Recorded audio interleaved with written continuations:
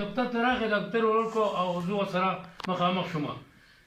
کتونکو تاسو ګورئ پروګرام چې د ده په ټینیور کې د چې څومره خدمات کړي دي د دې سواد هغه د ستاینې وړ دي. که په هسپتالونو زه ذکر وکړم نو د خپل پړ نه پیسې په هسپتالونو لګوي او د دې هسپتالونو نه زموږ نه زیات دی خبر دی چې دغه ځای کې مریضانو ته څومره مطلب دی د ستونو څخه دغه مریضان مخکې د دوایانو په مد کې سال دی د ایکس رې په مد کې سال دی ایم آر آی د 9 کالو نشته جي څومره د شرم لس کال حکومت وشو ایم آر آی نشته.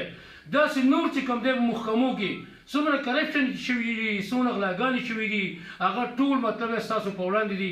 زموږ سره محمد شاه خان دلته کې موجود دی چې کوم د سی ان ډبلیو صوبایي وزیر دی د خیر سره خدای پاک ته نور وزارتونو ورکړي. د ده نه څو پوښتنه کوو جي اول مبارک شي او دا راته ووایه جي چې صاف سران بدل شو.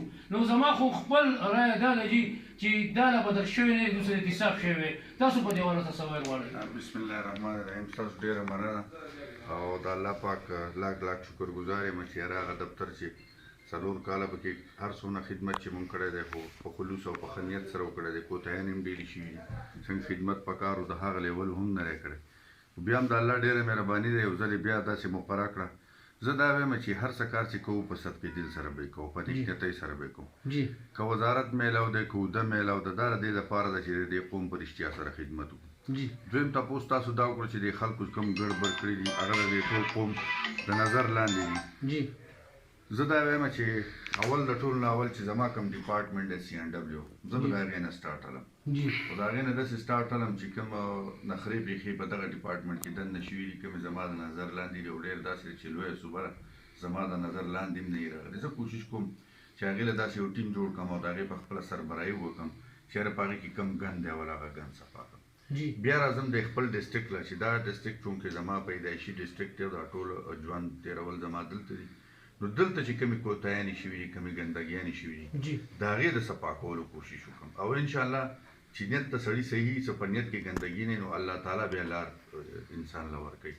نو د ټول نه اول چې زما کوم مقصد دی په دې وزارت کې د کېناستو هغه اول چې کوم ګندونه دي که تاسو وګورئ د وړو په مد کې ما بل د وړو کنټرولر صاحب راغوښتل د هغه سره مې یو ګنټه یوه نیمه بحث کړی او مختلف څیزونه مې ورسره څېړلي وو چې یاره د دې خلکو څه حالت دی په لاسو کې روپۍ نیولي په ټرکونو په سیزګري یا داسې شوي دي چې په سیاسي بنیادونو باندې دوکاندارانو له لایسنسونه ورکړی شوي دي.